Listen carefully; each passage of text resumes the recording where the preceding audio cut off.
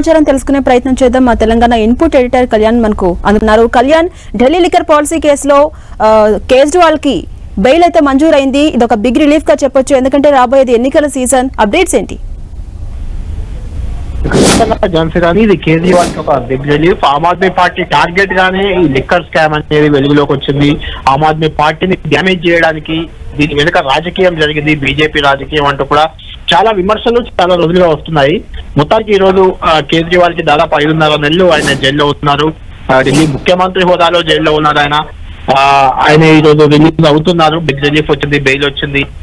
ఇప్పటికే ఈ కేసులో మనం చూసాం, మనీష్ సిసోడియా దాదాపు 7.5 పాటు జైల్లో ఉన్నారు. ఆయన ఢిల్లీ ఉప ముఖ్యమంత్రి, ఎక్సైజ్ శాఖ మంత్రి కూడా.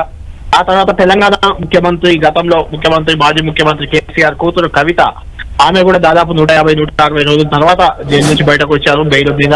ఇప్పుడు కేజ్రీవాల్ వచ్చారు. ఈ రకంగా ఒక్కొక్కరు దాదాపు ఈ లిక్కర్ స్కామ్ లో ఎవరైతే కీలక నిందితులుగా పేర్కొన్నారో మొదటి నుంచి రామచంద్ర పిల్లై సహా దాదాపు నిందితులంతా కూడా మన పొలిటికల్ నిందితులంతా కూడా బెయిల్ బయటకు వచ్చారు. కేజ్రీవాల్ చివరి ఆ వ్యక్తిగా మనం ఈ వ్యక్తిగా ఢిల్లీ ఎన్నికలకు ముందు కేజ్రీవాల్ బయట రావడం అటు ఆమ్ ఆద్మీ పార్టీ కూడా పెద్ద ఉద్ఘాటనగా చెప్పాలి.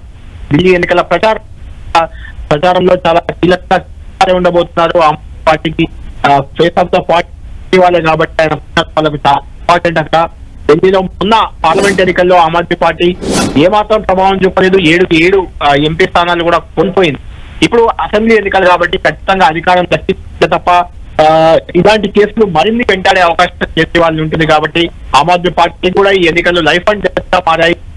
చూడాలి కేజ్రీవాల్ కి నేపథ్యంలో ఈ ఢిల్లీ లిక్కర్ స్కామ్ అనేది మెల్లిమెల్లిగా ఎంత సీరియస్ గా అది ముందు పెద్ద కేసుగా ఎస్టాబ్లిష్ అయిందో ఆ తర్వాత వీగిపోతున్నట్లే మనకు కనిపిస్తుంది. ఈడీ, సిబిఐ విచారణ ఇంకా కంటిన్యూ అవుతుంది. అంటే బెయిల్ మాత్రమే వచ్చింది, నిర్దోషిగా ఇంకెవరిని తేల్చలేదు.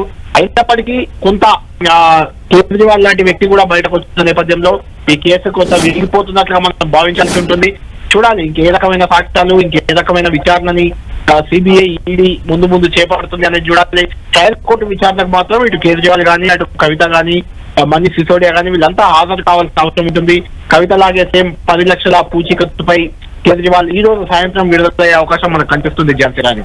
అలాగే కళ్యాణ్, కేజ్రీవాల్ నెక్స్ట్ స్టెప్ ఎలా ఉండబోతోంది? అంటే భవిష్యత్తులో అంటే బయటికి రాగానే జైలు నుంచి విడుదలైన తర్వాత అటు ప్రతిపక్షాలను టార్గెట్ చేస్తారా, లేక పార్టీని బలోపేతం చేసుకునే దిశగా ముందుకెళ్తారా? ఎలా ఉండబోతోంది ఆయన భవిష్యత్తు కార్యాచరణ? ఖచ్చితంగా ఝాన్సీ, పొలిటికల్ గా ఆయన బీజేపీని టార్గెట్ చేస్తారు. బీజేపీ చేసిన చర్యల్ని ఎండగడతారు. బీజేపీ రాజకీయం వల్లే తాను జైల్లో ఉన్నాను ఇన్ని రోజులని చెప్పుకునే ప్రయత్నం చేస్తారు. అసలు లిక్కర్ స్కామ్ ని మనం చూసాం, మొదట్లోనే కేజ్రీవాల్ కొట్టిపడేశారు. అసలు లిక్కర్ స్కామే లేదు అంటూ కూడా ఆయన తీసిపడేసిన పరిస్థితి.